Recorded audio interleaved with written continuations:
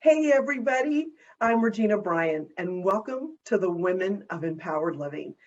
Boy, oh boy, do I have a superstar guest today, someone that we already know and love. She's a wonderful friend to our community. Last month, most of you probably saw Paul's interview with Dr. Daniel Amen. And if you're like me, you were already a super fan of Dr. Amen and his work. Well, sitting right beside him in this interview was his beautiful, fabulous, and courageous wife, Tana Amen. Hey, Tana, how are you today? Oh, I'm so good. Thank you so much, Regina. It's such a pleasure to be here today. Oh my gosh, the honor and the privilege is all mine. As we were saying a moment ago, I was like a kid on Christmas morning waiting for this moment with you. So thank you for coming back into the community and spending some more time with us. Oh, absolutely. And I love the title of your show. I just love the title of your show. Oh my gosh, thank you so much. So where are you joining from today? Where in the world are you? Southern California. I'm in a town called Newport Beach, right near Laguna Beach. I love Newport Beach. It's a Yeah, beautiful part of the country. it really And is. so I'm just so privileged that you would join us.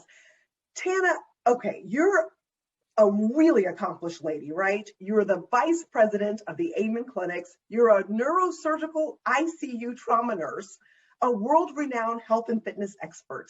And as if that wasn't enough, you are a best-selling New York Times author.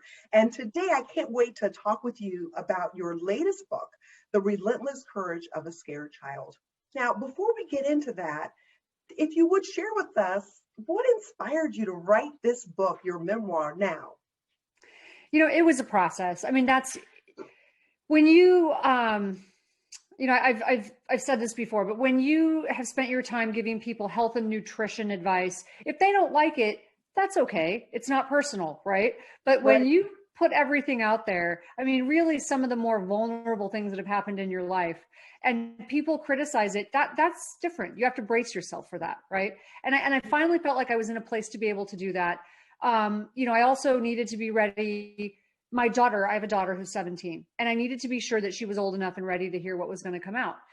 So I've always been of the mindset I don't shelter my daughter. I prepare her for the world, but it still needed to Ooh, be age appropriate. So when I that's felt like she good. was ready, yeah, and she's been an amazing part of this journey with me. She's actually been incredible. She actually like would go through the book with me and she'd hear things and she's like, "Mom," and I'm like, "Well, I didn't say I was smart.